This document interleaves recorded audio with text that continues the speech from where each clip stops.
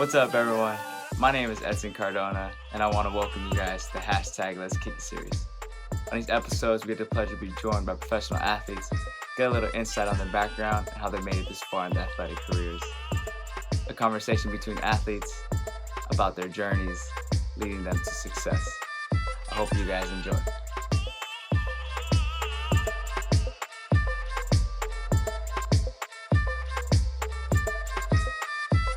What's up, everyone? Hope y'all keep it safe with the COVID-19 pandemic, and my hope is that we're all doing our part in standing in solidarity with the racial justice movement and against police brutality because Black Lives Matter. My name is Edson Cardona, and I want to welcome you guys to another episode of the Let's Kick It series. On this episode, I have the pleasure and honor to introduce Devante DuBose.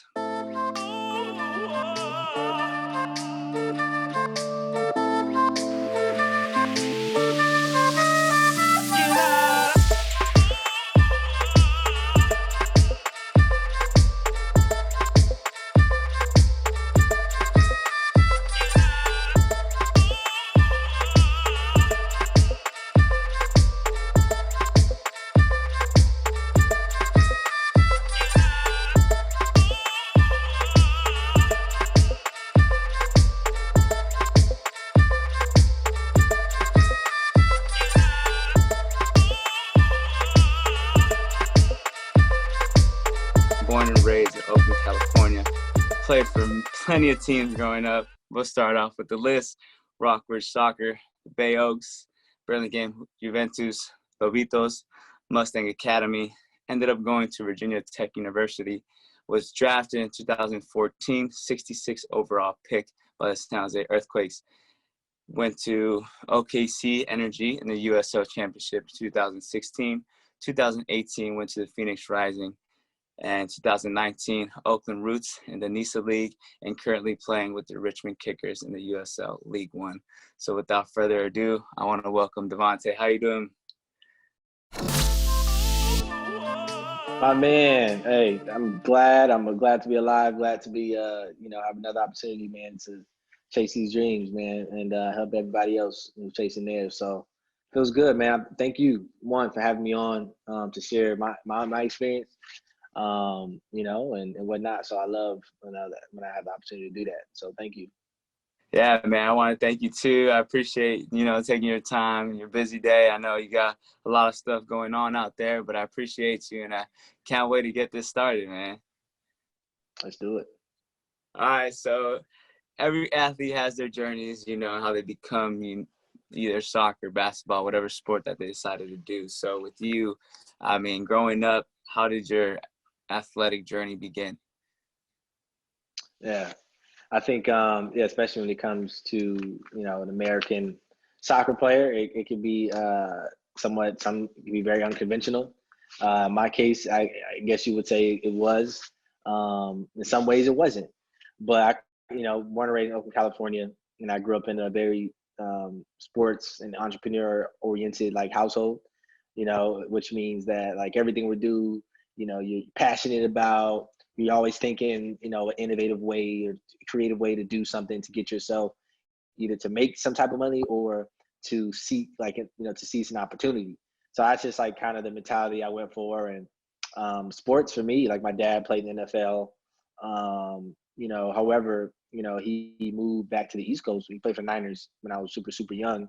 And I used to plane trips there and back whenever, of Christmases, Thanksgivings, and summers. So I really grew up with that mindset. All right, my father, I have athletic ability. My family, my siblings play sports. My mother was an entrepreneur. My stepdad's an entrepreneur. So it's I love being creative, and then playing sports and having fun. And that's what my life consisted of. And I think just having that support system and being able to chase my wildest dreams, that's how I landed with soccer. Because to be honest, within the Black community, it's probably common to play basketball and football was my first love. However, at 7 years old, my mother decided to put me in soccer, and that's where I kind of fell into that community in the Rock Ridge area, which was a year, and then competitively I wanted more, and that's when Bay Oaks happened for me. And I never stopped playing since. I played every other sport in addition to that, along with the arts, music, you name it, like campus ministry team, Black Student Union. I wanted to be a part of everything, but the opportunity for me, that's how I came up in Oakland. You know what I'm saying? I'm just surrounded by that culture and that grind to want to achieve something. And then through my childhood, I just wanted to be something. You know, that's all I knew, man. So soccer was that pathway for me. And that's amazing, right? You get to see the different things that you like as a young kid growing up. And like you said, I mean, usually we do have those different tendencies to do something else. But once you knew your passion, that was kind of what you started, going towards and building kind of yourself into. So how did you know later on that, once you got into Bay Oaks and all the more competitive, leagues, that soccer was going to be the thing that you wanted to, play? Yeah, to be 100% honest, I knew as the opportunities came, I was like, all right, well, this is something I'm gonna continue to explore, because like football, I had to make a decision, and I was still at the point where I was still very small. I was still very uncertain about my own ability and about like the support I had. Really, I had some, but it was nowhere near like just with soccer how it embraced me. So the opportunity just came one after another, and it's like, and I was already playing. The family of soccer would grew. The soccer players, it's a big family. It's and at 16, that's when I made that decision to say, yo, this is something that, oh wow, like I felt as though I could go somewhere. I think that's when Academy was the first Academy team, and Academy came out, USDA and stuff, and which the now Academy Mustang, which which is now Earthquakes. But so this was kind of that first time where you can, at the highest elite level for youth. So for me, dude, that was the time I had probably the most confidence as a youth, but I got, a lot more offers because of that Academy platform alone, it exposes you, to a lot of different places. Before, a lot of kids didn't have that, so I owe it to like the Academy system, to be honest. And the rest was history. I got my opportunity at Virginia Tech. Obviously, there was a whole bunch of West Coast schools. And then the last minute, dude, I flew out there. Like I told you, I was familiar with the East Coast. I already had a special place in my heart for East Coast, but then the ACC, it's kind of like the SEC for football. I wanted to be around the best. I loved the school. And, dude, I was like, all right, I'm doing it, and that was that. So. That's great, because you definitely saw once you're turning 16 and that platform like you talked about. I mean, the academies, they have such a big exposure for, younger athletes to be able to get those looks at, for colleges or either the pro level as well. And like you said, now a lot of kids had that or have it now. And so it's amazing to see that you're able to follow your path through, the academies and get that exposure needed to go to a D1 college. And like you spoke about, going to Virginia Tech, how was that transition for you now, like leaving home, going to the East Coast, starting a new life for yourself? How was that transition to go into D1 school? And not only that, but leaving your family as well?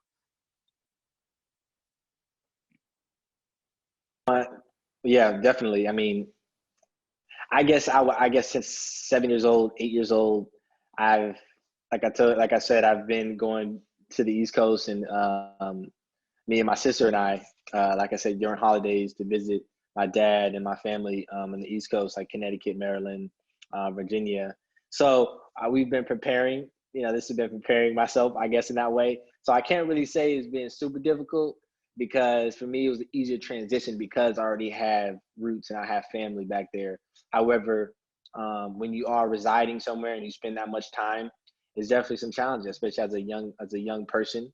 You have to kind of adapt to just that culture, and that's something I was kind of still very unfamiliar with, is the East Coast, kind of like that the Southern college exposure experience, and which is definitely different than the West Coast experience. So it was, like I said, it was somewhat of an easy transition. At the same time, there's a lot to adapt to. But I think it's a part of that growth, you know what I'm saying? So I actually absolutely loved growth. And I think that was a huge part of like just having an open mind and just like the way I think about things going forward. So. Yeah, you're definitely able to see a different part, cultures, even a different part of yourself, able to grow and see exactly how you're going to become as a young man and the man that you become now, being able to move, going to a different, you already said you had the exposure in the East Coast, but it's totally different now going into college, being by yourself. Having your family, of course, is the best support to have, but now you're doing everything, around you and knowing how to, like you said, adapt and become, independent, knowing what to do with school and soccer, and your friends, being able to just have all that into the same bubble so that you can grow and be the best player that you can be. And so if you can talk about a little now, later on in your college career, coming to senior year, the draft is coming. I mean, how was that all for you, being able to get drafted and even just the experience beforehand, like trying to get drafted, playing your last year, just seeking, how am I going to be able to make it to, the pro level? If you can talk a little bit about that. 100%. I think this is like, this is for me. I think I definitely want to spend the most time here because I think every kid who takes the college route, or who doesn't, and is kind of at that point where, they know it's that time where they're, they're getting scouted for that professional level, or they're going to try out or whatever, and I think there's a lot of uncertainty, whether for me, obviously, I being at school, being in the ACC, I played a lot of minutes by the time my senior year, and I was lucky enough to play on a level where I was defending a lot of those guys, and like the physicality and for the how it translates to the next level, it kind of characterized just my physical attributes.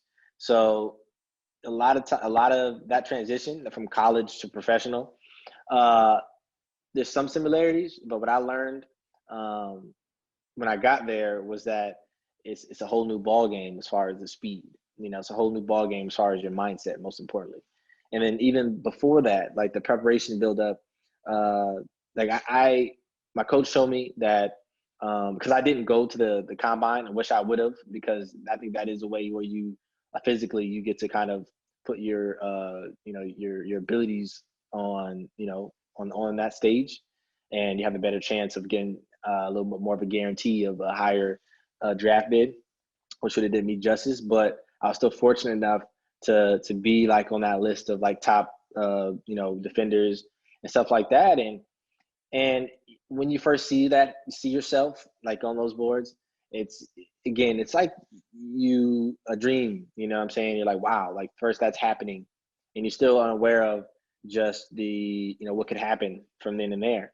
So there's that uncertainty again where it's great. You're like very anxious, but you still don't know. Then I got my mother like, telling me like, supportive of me, but at the same time, she's a realist, and she wants me to prepare, and always again being creative and innovative about, you still need to focus on what else you might do, and so that very much sat in with me a lot of the times. But then again, I had a deep belief.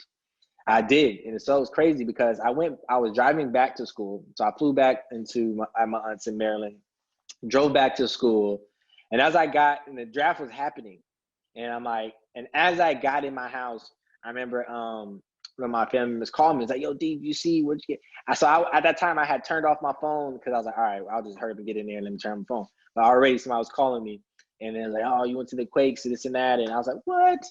And then me and my roommate was just going crazy. Like at that moment, like for some reason, like the realities of the realities of the future is not there. It's everything that you dreamt of as a kid is there, which means just straight excitement. You feel fulfilled, and you feel like everything that you worked hard for is paying off in that moment, you know. but then, so to have the opportunity to, when I left school, to go to preseason was an experience of a lifetime. But for me, it was a big wake up call to a lot of work that I had to get done, man. I was very green as far as just like tactically as an outside back, but as well as having the confidence in myself. I had a confidence in that nobody could beat me. I had a confidence in I am the fastest. But when it came to that level of having the ability to beat people going forward, but as well as tactically, with other guys who played at a lot of great places in their career, like Wondolowski and Alan Gordon and Lenny and a lot of those guys. It's like you have to bring that there. You can't be afraid of that challenge. And so a lot of times, I think a lot of young players say, "All right, I'm going to be myself," and they go out there, but then they slowly forget, like, hey, you're there for you. You're not there, to please other people. And I think I had a lot of confusion with an interpretation of what that meant at that time, and what happened. The consequence is a lack of confidence, and sometimes you might not perform the best. And at the time, it was a great experience because one, it was it was like the worst I think they did besides like 2 years ago in the franchise history. So like it didn't go well for the organization, which was unfortunate for me. But they had a U23 system that year that I loved and I learned a lot in. I got a lot of experience. So I was so thankful for the organization for just giving that opportunity to learn more about myself. And I was hungry. I was a dog after that. Like I wanted to get better. And then in the next 4 years was just going around the country, even leaving the country just to go after what I know I needed to work on and to sign my first contract, like my first full, like, my first professional like contract. So, and that's like that piece I think is so important. It's just that when you step on from that level of opportunity you get, it's like you're there because you're there for you and yourself. You're not there to please other people. You're there because you earned, and that's who you got to believe in, no matter what. So I also learned the most in that moment. Yeah, man. I mean, like you talk about a lot. There's really no friends in the professional level. I mean, yes, of course, you have, your teammates, at the end of the day, but everyone's competing for a spot. And not a lot of people get that. And like you say right now, that is kind of what switches off the better player to someone who's not going to get those minutes that they want. At the end of the day, you're competing for a spot, and the guy next to you on both sides is, yeah, you're my friend, but at the end of the day, when it comes to a tackle, I'm going full force so that I can create the best, opportunity for myself.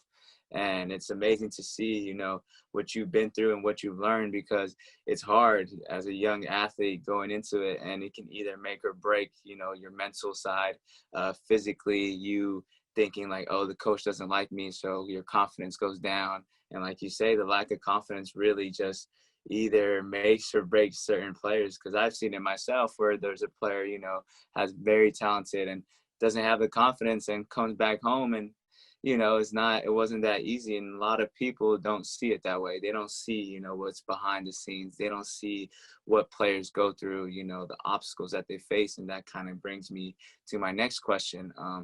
What obstacles did you face, in your athletic career, and how did you overcome them? I know you're going through one big one right now. Oh yeah. So if you can talk a little bit about that and let me know Yeah. how that is your transition, how you're transitioning Yeah. mentally, physically, how's that going for you? Yeah. Yeah. Like I said, the first one again was realizing that you have to keep that belief system within yourself. You have to try to keep it. It's in a perfect world, like you say, okay, I'm going to believe myself. But obviously, the challenge, to be good or to be great is to find ways to believe in yourself. Even when everybody else, whether that's your coach or your teammates, aren't going to give you what you think, what you think or expect you're going to get, because you're not going to get that every time. You got to find that within yourself. So I think that's like the first obstacle is finding that. And a lot of that is through one, training, and then two is mentally. So two, like a lot of obstacles for me, starting from 18 until today is, one is your mental health, so I think it's an area where the sports community is somewhat now starting to respect and to gather resources for players. You see Kevin Love in the NBA, and you see guys talking about it, which is great, and it's now something at the forefront, I think, of of conversations, which is so important. So with that being said, in addition to that, I think another obstacle is probably just a lot of failure, having to, which again that can be mental too. But what are you going to do when you get a no?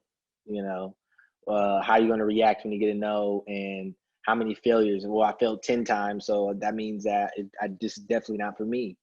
So I think building a winning mentality and it kind of that really ties along with the first thing I said, but um, failure almost seems more materialistic, like something that you can actually, like, people understand, because when they don't win, or when somebody says no, that like processes as I lost.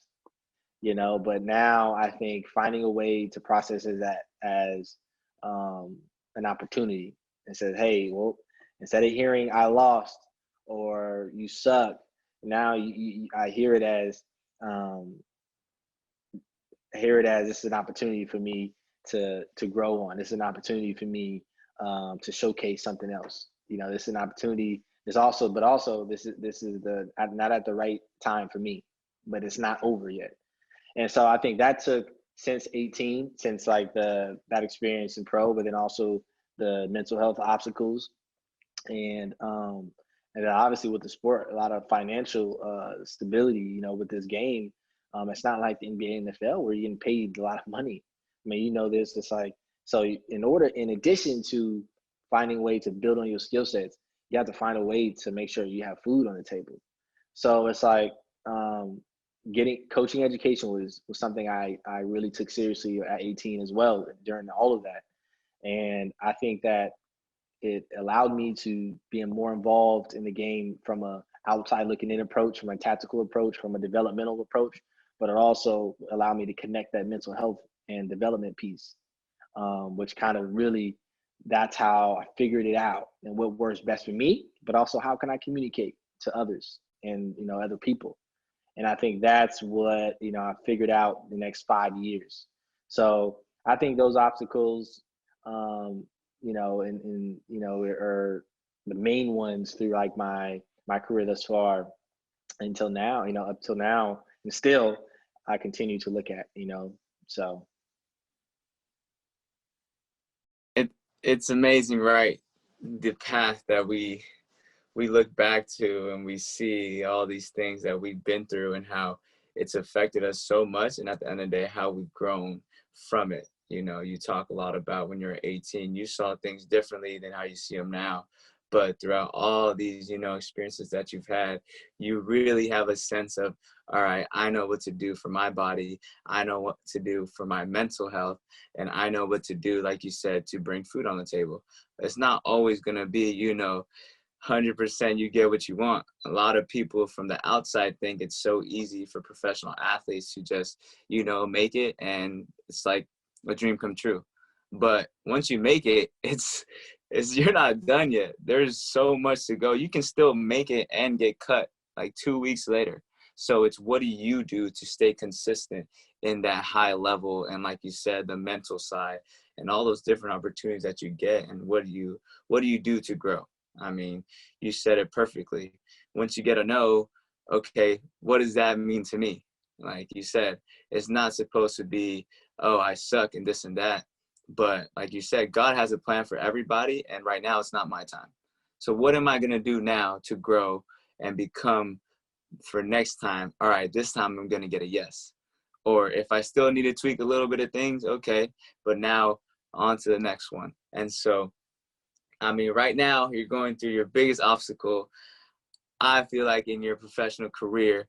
And so if you can talk to me about all of that. I know it's a touchy subject, but you're definitely a strong one for that. And I applaud you, because it's definitely a hard time right now. And if you can just tell me, what you're going through, and tell me how that's going. Yeah. That's the last one I almost touched on. Touched on the mental, and you touch on like the financial aspect, but then obviously the physical, right? Obviously, to be honest, that's the most important. It's funny how I forget that, but for me, like I realized like the body follows the mind. But at the same time, it's like through your career, especially as you from when you start as younger, and then when you get older, you start to realize that your body, is it tends to, it doesn't function the same as the 17-year-old and then the 27, 28-year-old, kid. Like the mind your mentality might be the same, but physically, you're gonna have some challenges. For me, being a really fast guy, and for me, I use my body I talk about my body as if it was like a car, like Ferrari, which means that means that's a high maintenance car in a sense. That means you have to fuel it correctly. You have to be educated about, the mechanics, you have to maintain, your mechanics. And that's something through my career, even I was, ran track in high school and played other sports, that I had to figure out new ways to maintain like the different parts of my body, especially for a fast twitch body. And I had a lot of soft tissue injuries throughout my career. And like, again, it's like when something goes wrong, it's like, all right, the next thing I'm going to try to do is try to better prepare myself. So I had to really learn, educate myself, and build healthy habits to, to prevent. A lot of stuff is strengthening work, but all of it's for prevention and to maximize performance. So, and now I'm dealing with the most major injury of my career, and that's a torn ACL. So that's something that like you hear, like you see it happen, you hear about it, and then, oh my gosh, I wish it never happened. And the next thing you know, 2020, preceding times, like for me, I'm still in the prime of my career, it happens. And so you talk about mental obstacles and physical obstacles. This one, like literally, it takes away your ability to do anything, let alone to play soccer. After surgery, like you for 2 weeks straight, you literally can't do anything, just because your leg is in such a fragile state and you have to heal. So your leg has extreme atrophy, which is like the loss of just muscle and everything. So it comes out from like the soccer leg to like just a stick. Yeah. So and just seeing that is like devastating. So and the most challenging part of it all is just the process of how lengthy in time it takes to heal from something like this. So this one's taken a lot of mental fortitude, but also as well, it's like, all right, now what can I learn from this physically? Obviously, you learn all those soft tissue injuries, had to deal with those my whole career. But now it's like, all right, now I got to be careful, and I have to always strengthen my other parts of my body to protect my knees in this in case. So it just adds on to that whole preservation and how to take better care of myself. So man, yeah, I'm glad you actually asked about this injury I'm currently dealing with, because this is relatively fresh, happened recently, and it happens to be the biggest one that I'm dealing with. But I'm gonna embrace this journey. I have a long way to go, but I have a great support system out here who's helping me and who have my back, so which is important. So Yeah, man, you talk about your body pretty much being a temple, right? And what you put, into your body is what you're going to get out of it. And like you said, right now is the biggest, obstacle that you're going through physically, but it also hits the mental side. And it's amazing to see, though, like I say again, and I'm going to keep preaching, like for you, you're able to see it differently. A lot of players, when this, certain injury does happen, it just messes up the mind in so many different ways. And what is it, for some athletes and why they can't grow from it? Sometimes this is, a career ending injury. And so, and like you talked about a little bit earlier, Kevin Love, how he was able to express his feelings and how hard it is for athletes to really just say, man, this hurts, like I should stop, instead of keep on going and getting hurt and making it even worse and making your mental side, go into the gutter. And so for you now, you're definitely seeing it differently. Yeah, you had injuries here and there, but now you're seeing it firsthand. Like you say, I wish that never happens to me, but you're definitely going to learn from this, and you definitely see yourself in a different light and what you're going to do to prevent, all the other injuries, and to strengthen your knee as well. So I, give you mad props. I know it's not what you wanted to or where you wanted to be at, but definitely, I'm happy that you're able to see it in a different light, and it's amazing to see that. And so what keeps you motivated, man? Like, prior to you getting injured, and, you spoke a little bit about after the earthquakes and you just became a dog and you wanted to just, you got let off the leash and you wanted to run, you know what I'm saying? You wanted to be the best player. So what kept you motivated throughout those times? And even now, I mean, seeing yourself now, what keeps you motivated now after your injury so that you can be back on the field? Yeah, it's a few things. It's my supportive outlets, like my friends, my peers, my family. Uh, Constantly, being involved in their life. They're kind of like almost distractions, so you don't get caught up in like just yourself and everything that could be holding you back or is holding you back. And then also, my expressive outlets, which is huge, especially if you're an expressive person. I am. So like a lot of, just like writing, music, making and making music and all that. I've always been a kid who's been heavily involved in like the creation process of music digitally. So, having that outlet is huge to stay motivated, like, internally.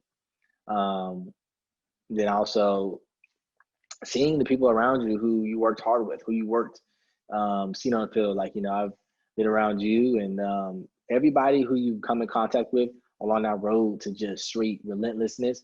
It's like when you see those people going out and doing their thing, and you takes you back to the moments where, you fighting and you're training and you have that stuff lifts you up because you're like, that's you live vicariously through them at that point. And so that's how I've had been, but now when it's completely, everything is just, that's all you can kind of experience. It really motivates me to see people that I was able to be around, like yourself. A lot of my friends, I have so many, all levels, on the field and off the field. It does so much. And I think that for me, I'm not like the hugest advocate of like social media, but when I am, it's like, this is wise because now I have outlets to kind of see those people who I grinded with, to see those people doing their thing and not quitting, and that keeps me going. Say, hey, this never stops. These are people who was there with me, they're not stopping, so it's a reminder. So I think all those things, keep me motivated, for sure, you know. Yeah, being able to, like you say, have that support system that always has your back no matter what, and also seeing the success from your peers and others and being able to be like, I was with them, training every night, going, sweat, tears, blood out on the field, and now we're all doing what we wanted to do and have made it to, the platform or the leagues that we want to be at and whatever it is. And so your credit, your success that you've gone through, like who can you really, really, really credit your success to? I mean, I know this is kind of maybe a hard question, not really, but you can credit yourself at the end of the day, but who else can you really credit your success to? Yeah, I got to credit my success to God, for most importantly, the higher power that whether people who don't or do or do not believe, it's for me, I credit it to the unknown. I credit it to the uncontrollable because like this is the situation I'm in. Do I want to be have a torn ACL? Do I want to be disabled? No, I don't think nobody does. But at the same time, the power is within the situations. So I give the credit to God to put me in these positions to see the bigger picture. And then I got to give the rest of the support to my peers, my family and the peers around me who made me more resilient, and who's made me the person I am today.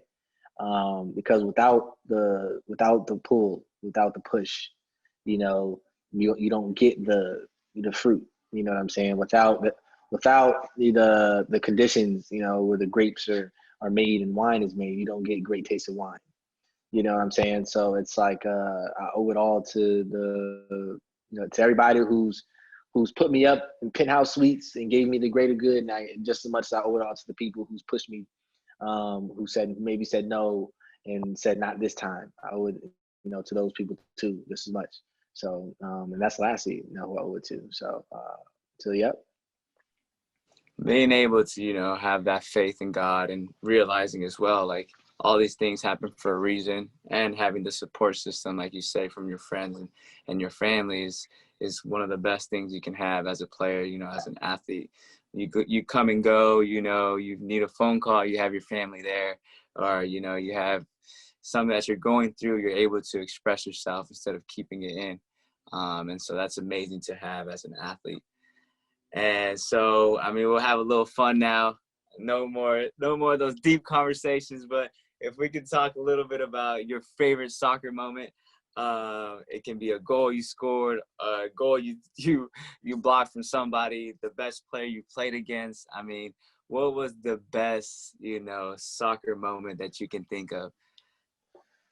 Man, there's so many like great soccer moments. I feel like if I tell you one, it doesn't almost it doesn't pay tribute to the other ones that are great too. But the one I think about when you think about your friends and like you think about doing everything with your friends and your brothers, is I was in Norway and I was living on this house. I lived at this house they put me up in, like literally like damn near on the cliff, and looking over the sea, and just a gorgeous setting, blessed. And then my best friend was there with me. You know what I'm saying? He got to experience that. We lived together, and we used to go to training together and work hard together. And it was just some serenity about that moment. Like, man, I'm so lucky to be doing what I love to do with the people that I love, And that was like, I think one of the most priceless, again, serendipitous, and just like reflectful like moment like I've had. I just thought about, because it's like we have so many, we try to push for so much and we try to aim so high, but I think like that one was just so special because it was something that you just don't expect, and it's something that you kind of dream about. And yeah, I lived it. I got to live it for a second, so and with my best friend. So I think that was a moment I appreciate. There's been some other crazy ones, which is wild, but we'll save those. Definitely, but that's amazing, right? You get to live a different lifestyle, like you said, doing it with what you love, doing what you love, which is soccer, and doing it with the people that you love the most too. It's amazing to, like you say, you actually see it. You finally dreamt about it, you worked so hard for it, and you're actually living it. And then that's amazing. That's what we live for as athletes, going to the professional level, making it big, going to different places, being able to go to Europe is such a blessing. Coming back and doing the same thing out here, it's amazing to see. And so a little bit more about the players you played with. Who is the best player you've played with, played against? I know Drogba was on Phoenix Rising. That's just amazing. So who was probably the best player you played against or with, or even a teammate that you had? So yeah, man, it's crazy. Like, on Wikipedia wise, like professionally, it's crazy. I haven't played in a lot of games, but I've been a lot of places and played around and played in a lot of places. So it's crazy. I want to tell people there's always experience in that too. Just don't look at the, and it's crazy because when you think about that, people are like, oh, it must not be much, but dear Lord, I've been in so many spots. And obviously you mentioned it, Drogba, like, and not just because he's Drogba, but because he's more than just that destroyer on the field. This dude is a civil rights humanitarian. You know what I'm saying? He is an activist. He is he's just a human being that just breathes, and his energy is unreal. Like, so for so many reasons. So I definitely have to say, and every time I have to say Didier Drogba. Obviously Chelsea was my favorite team for several years. So to get that opportunity at the right place, the right time, the advice, like the brotherly love that he gave me, like those certain private moments that you don't think that somebody of that stature would, but treated us like his brothers, you know what I'm saying? And he still does, you know what I'm saying? He still shows me love. So it's that, and that's what kids and people deserve. It's not just for you to recognize them, but just to say, I see the greatness that I see, that I had once believed in myself, or that I do believe in myself. Whether that necessarily doesn't have to do with just your performance. It's about like what kind of person do you want to be? You know what I'm saying? And for me, I put my community on my back, and I put people first, and that's what he does, and that's what he sees. So I think that's why, like, dude, he's the best person I play with. I shared like those moments with, and I will never forget those moments. I think those probably has to be some of the most the dopest moments of my life, man, for sure. Sorry for but I had to really narrate that in such a deep way again, because people have to feel those moments, man. No, definitely, man. Those moments like you talk about, they're things that change your life in a sense. You see such a, I guess, idol for so many kids and people and fans and all this, and you see him in front of you, and it's like you're talking to a regular person. You're talking to somebody that has the same values as you do, somebody who cares about his community just like you do. And like you say, it's amazing to see, and it's amazing to feel that, and I feel it too, because I mean, you talking about it, it's just you want to meet people, like you want everybody to be that way. You want everybody who has such higher, at the higher level, highest level, to be able to talk to you like everything's normal. I don't think I'm above you. We're on the same level now, and it's like this is how you're supposed to treat others. You know what I'm saying? And you definitely, I definitely feel that energy from you when you talk about it, and it's amazing to hear that, because that's kind of what we want to do. You're doing as well currently, and it's amazing to see, because we see the change. We want to change, and we see it, little by little. But at the end of the day, we're definitely trying to make a change in our communities, with our families, just in general, with everything going on. And so, lastly, the advice. What advice would you give to your younger self, if you could, about the journey you've taken? Ooh, man, we could just like pick a piece like after everything we spoke about, but so I'll probably repeat myself here, but I think I would give, like, the my younger self, just like I would give a lot of younger youth. Again, it goes back to that kind of that first question. That area we talked about, talking about the earthquakes, and it's something that when it first hit me, it's like, you're never done, until you're never done until like, you're never done until you quit, and even when you technically quit, you're not done. So it's like, keep going, you keep striving, and because once you quit, it's like, it's always going to be harder to come back, in a way. But so for those kids, and to myself, at 7 years old, is to never be done. What I'm saying? Never be done. So I brought up quitting, but even when you quit, just never be done, because I think it's bigger than just giving up something. It's being a part of something that keeps you alive, that keeps you driven, that keeps you motivated. Because everybody needs that source. So never be done. Do whatever it takes to keep going, and that's that, man. Yeah, definitely having that fire, never, Yeah. never to burn down, never to. And so it's amazing. And man, I thank you so much for being part of this week's episode on the Thank hashtag you, Let's brother. Take It Serious, man. Much love to you, much respect, and for sure can't wait to see you being that Ferrari that you say you talk about, seeing you running up and down the sidelines. So good luck with everything, especially with your injury now, and like you say, stay up, man. I appreciate you being part of this week, man. Thank you, man, and congrats. And I'm wishing nothing but the best in the beginnings of this platform, so other footballers, can connect with you, but also to the football world. And hey, man, you never know. We might be in the pitch together. Who knows? That's how crazy life could be. So thank you. I appreciate the time. I appreciate the experience. And hey, assalamu alaikum, my brother. Yes, sir, man. We'll definitely, hopefully, be on the field sometime You never soon. So know, man. Yep, I for sure. appreciate that. Until then, I'm gonna heal this knee up, man. I'm gonna heal this knee up. Yes, sir. Well, All right. once again I want to thank Devante for being part of this week's episode on the hashtag Let's Kick It series.